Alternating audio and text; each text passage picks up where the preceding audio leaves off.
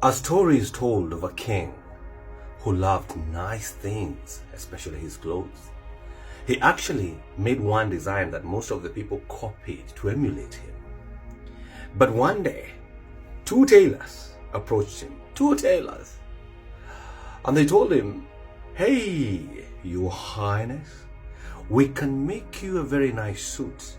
And when you wear that suit, you'll be able to know who is foolish, who is incompetent, and who is a liar." Those three things. And the king was like, "How would I tell that? How?" And the two tailors, now let me reveal, they were con men, they were swindlers. So they told the king, "If we make you this dress or this suit, when you wear it, anybody who does not see it, anybody to whom it appears invisible, is a liar, is incompetent, and is foolish." So the king was like, "Yeah, who wouldn't want such a dress? Who wouldn't, yeah?"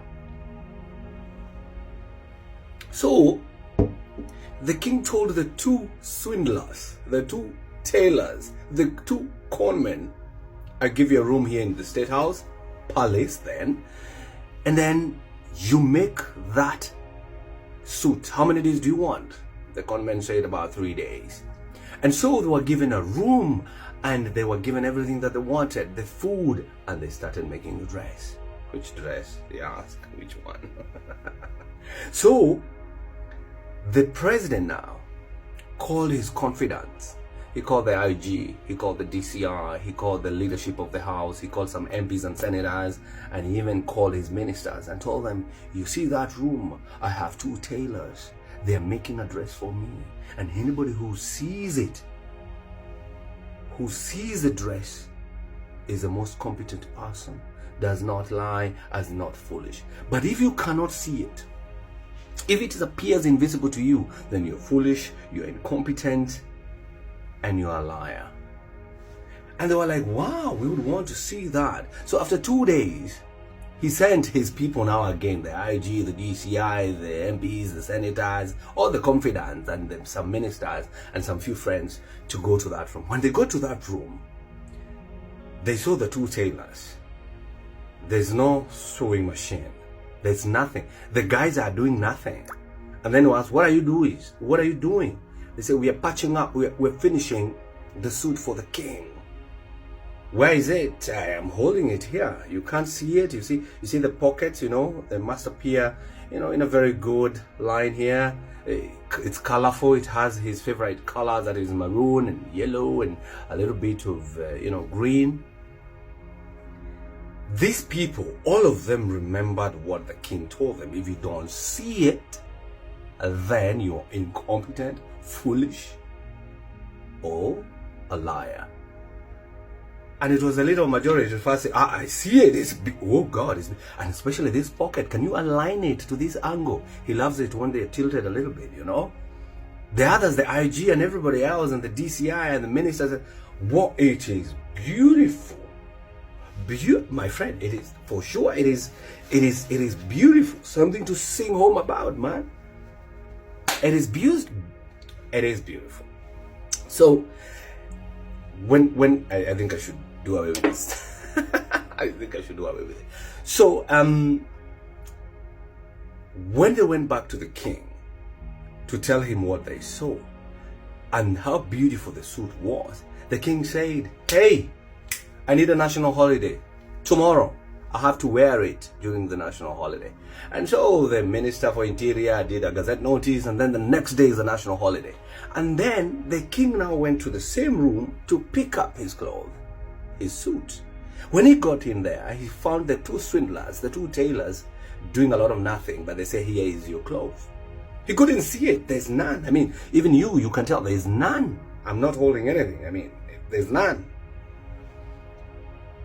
But then he remembered, if my ministers saw it, my leader of majority saw it, my DCI saw it, my IG saw it, my confidant MPs and senators saw it. If I say I have not seen it, then they'll know I'm a liar. They know I'm incompetent. and I'm foolish. So he actually said, I love it. I love it. I love it. And he said, I'm going to wear it tomorrow in the national holiday, so prepare it. So the next day for the national holiday, you know what happens in national holidays? The supporters of those who are inviting people. So all these people and NIS and everybody was told, make sure the stadium is packed. So they called their supporters, and the supporters were warned or given prior information that when you see the king, you must say you see his suit. Because if you don't see it, then you're foolish, you're incompetent, and you're a liar.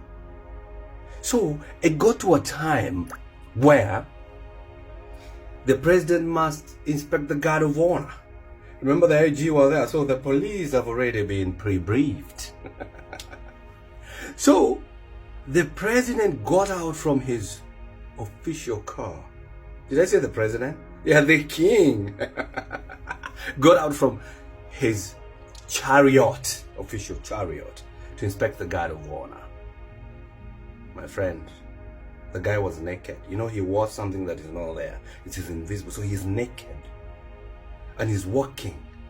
And the MPs and the ministers and everybody's shouting, "Hail King! We love your clothes. We love your suit." And everybody in the stadium, "We love your clothes. The most beautiful," so that they can appear competent and not foolish and not liars. When he was about to finish inspecting the guard of honor, one boy shouted, wondered, why are they saying the king has a nice dress and the guy is naked? He shouted, "But the king is naked." The king is, why? He's naked. He's not wearing anything. And the people looked at the boy and they were like, oh, so somebody can see the reality.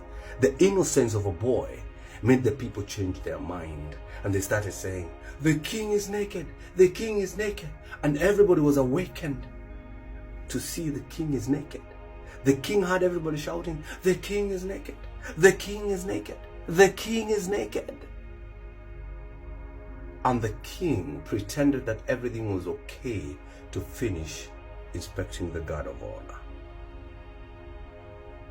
Inspecting the guard of honor. And then immediately he ran to the changing room and wore some clothes. It took the innocence of a young boy, small boy, to let the whole world know the king is naked. And those who are pretending to see the clothes, from the innocence of the boy, became bold and told the king the truth. It took the innocence of a young Gen Z to tell the king, "You're naked." That is a story that was written in 1837 by somebody called Hans Christian Andersen. It is very, very familiar today. I wish you a happy new year 2025. This year coming 2025, may it be the year of shouting, "The king is naked," until his people hears, until he hears to go and dress up. Happy New Year, folks.